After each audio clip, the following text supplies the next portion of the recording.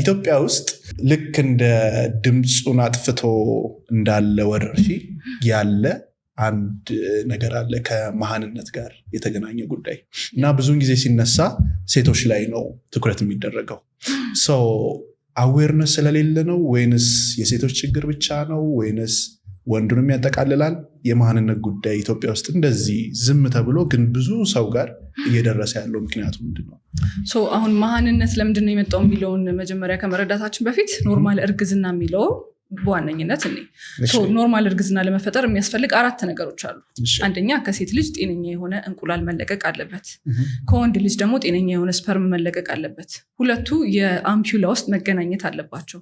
ተገናኝተው ደግሞ 4ኛው ስቴጅ ማህፀን ላይ ኢምፕላንት መደረግ አለበት። ራይት 4ቱ ስቴጅ ነው ዋነኝነት።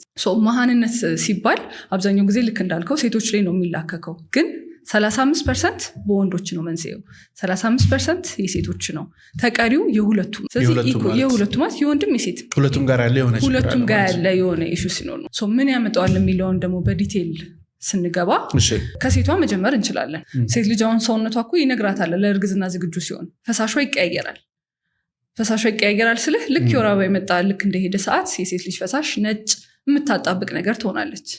ልክ ለእርግዝና ዝግጁ ስትሆን ኦቪሌሽን ሲፈጠር ኤስትሮጅናችን ከፍተኛ የሚሆንበት ሰዓት ነው። በዛ ሰዓት የሴት ልጅ ፈሳሽ እንደ ተልባ ነገር ይሆናል። ማለትም just more elastic ይሆናል፣ more transparent ይሆናል አሳልፎ የሚያዝ። ይሄ ለምንድነው የሚሆነው? ልክ ኖርማሊ ስፐርም በዛ በኩል ሲያልፍ በስነስርዓት እንደ ፊልተር ያገለግላል።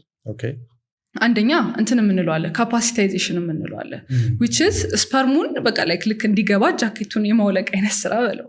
ይሄ ግላይኮፕሮቲን ኮሌስትሮል ምናምኖች አሉ፣ ኦር ደግሞ የማይፈለጉ ስፐርሞች አሉ። ሁሉም ጤነኛና ሁሉም አክቲቭ አይደሉም። እነሱን ፊልተር የምናደርግበት ስቴጅ ነው።